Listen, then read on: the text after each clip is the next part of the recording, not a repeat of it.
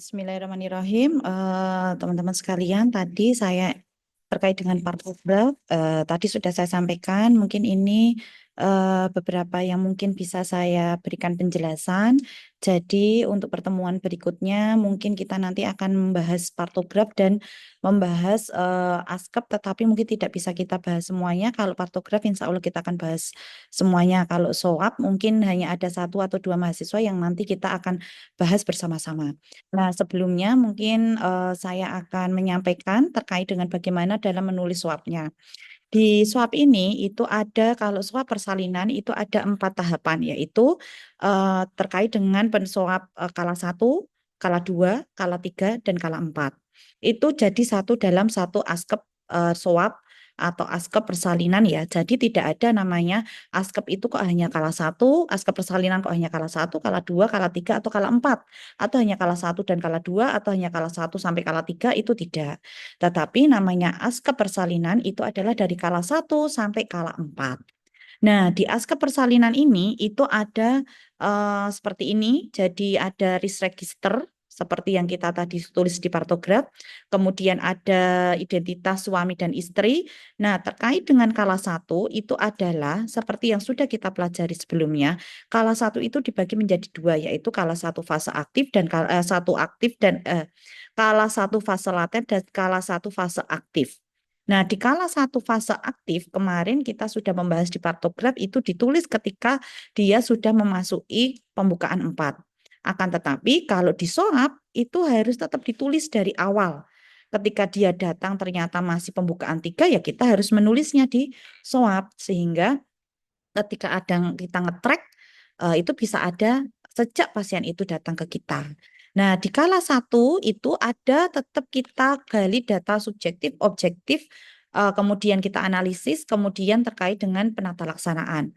Di kala 1 data subjektif itu sama, alasan dia masuk kamar bersalin apa? Oh, dia itu ibu mengatakan hamil 9 bulan, merasa mules pada perut, janin bergerak aktif, semakin lama semakin sering, sesuai dengan apa yang sudah ibu sampaikan di awal. Itu adalah data subjektif. Kemudian tanda-tanda persalinan. Mulas pada perut sejak tanggal berapa, kemudian pengeluaran lendir darah, kemudian riwayat kehamilan sekarang, kemudian di riwayat kehamilan sekarang itu ada HPHT, ada HPL. Menars umur berapa, pemeriksaan ANC-nya seperti apa, keluhannya trimester 1, 2, 3 seperti apa, status imunisasinya seperti apa. Kalau ibu kok lupa status imunisasi, dicoret saja enggak masalah. Kemudian pergerakan janinnya selama 12 jam itu berapa kali. Pergerakan janin selama 12 jam itu minimal adalah 10 kali. Kalau ternyata kok pada saat kasus itu tidak ada 10 kali, berarti kita harus waspada. Kemudian ada riwayat obstetri, ada riwayat KB. Mungkin di sini kalian sudah paham ya, saya hanya menjelaskan sekilas. Kemudian pola pemenuhan nutrisi, monitoris eliminasi, aktivitas sehari-hari, istirahat, seksualitas, kemudian psikososial spiritual. Kemudian data objektif, fisik, keadaan umum seperti apa, vital sign-nya seperti apa, BBTB seperti apa. Kemudian pemeriksaan fisik dari kepala dan leher, seperti ini cara penulisannya. Payudaranya seperti apa, kemudian abdomennya. Nah, khusus yang bagian abdomen, teman-teman harus hati-hati. Di kala 1 itu harus ada leopod, seperti kalau kalian melaksanakan leopod di kehamilan. Itu juga harus ditulis di askap persalinan di kala 1. Karena nggak mungkin kalian menulis leopod ini di kala 2, wong sudah mau lahir. Kemudian ada DJJ, McDonald, kemudian TBC. TBC kalau dia sudah masuk panggul dikurangi 11, kalau belum masuk panggul dikurangi 12 dikali 155. 33 itu apa? TBJ-nya. Maaf, TBC, TFU-nya. 33 itu apa? TFU-nya. Kalau dia sudah masuk panggul dikurangi 11, kalau dia belum masuk panggul dikurangi 12. Pengalinya sama, 155, sehingga kita akan memperoleh TBC. Kemudian HIS-nya berapa kali? Genetalianya seperti apa? Kalau di kala 1, genetalia sudah beda dengan yang ketika kalian kehamilan.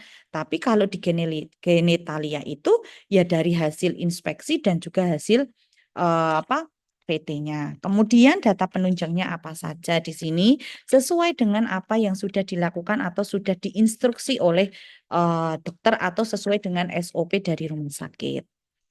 Kemudian analisanya di sini, Nyonya X umur 27 tahun, G2P1A0 dalam persalinan kala 1 fase aktif. Ada TTD dan nama terang bidan yang memeriksa saat kala 1. Karena mungkin saja kala 2-nya bukan bidan yang sama. Karena ada pergantian shift mungkin kalau itu di rumah sakit. Kalau di PMB kemungkinan ya bidannya sama. Kemudian penata laksanaannya apa di kala 1? Yang penata laksanaan di kala 1 ya tadi pemeriksaan hasil pemeriksaannya laboratorium seperti apa, hasil pemeriksaan VT-nya seperti apa. Itu di sini hanya cukup ditulis data fokusnya saja, tidak usah panjang kali lebar. Oh, pembukaan serviknya, kemudian HB-nya berapa, protein urinnya seperti apa. Ibu merasa tenang dan dengan hasil pemeriksaan. Menganjurkan ibu untuk beraktivitas semampunya karena ketika kala 1 ibu masih bisa berjalan berarti dia diberikan disuruh untuk berjalan kaki saja agar cepat pembukaannya. Jadi tidak hanya tiduran karena kalau dia digunakan aktivitas insya Allah nanti akan memacu untuk adanya kontraksi. Atau di kala 1 ini sesuai dengan kebutuhan ibu yang kita berikan advis atau penata laksanaannya. Jangan ketika pembukaan 1 dia sudah buka 7, kemudian ketuban sudah pecah, kalian suruh jalan-jalan, yaitu tidak sesuai.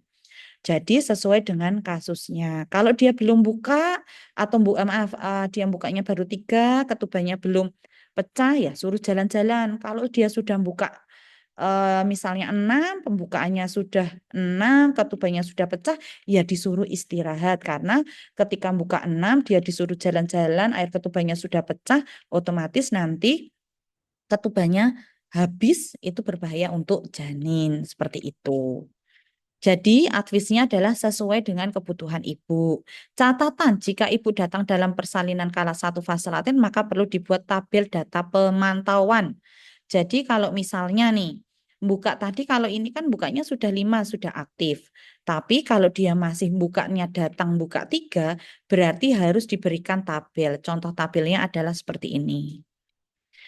Kemudian kala 2 itu data subjektifnya apa? Kemudian objektifnya apa? Tadi seperti yang di atas, hanya saja untuk objektifnya lebih fokus. Jadi sudah tidak ada pemeriksaan fisik lagi. Jadi pemeriksaannya ya hanya pemeriksaan dalam seperti itu. Analisisnya apa, penata laksananya apa sesuai dengan kebutuhan. Kemudian di kala 3 itu masih ditulis subjektifnya apa, objektifnya apa. Kalau di objektif sama, hanya data fokus. Kalau yang di kala 1 tadi, datanya adalah full. Ada pemeriksaan fisik dan lain sebagainya. Tapi kalau sudah kala 2, kala 3, kala 4, khusus data fokus yang menunjang di kala itu saja. Kalau kala 3 berarti objektifnya adalah kita harus memeriksa TFU-nya, tali pusatnya seperti apa, perdarahannya berapa.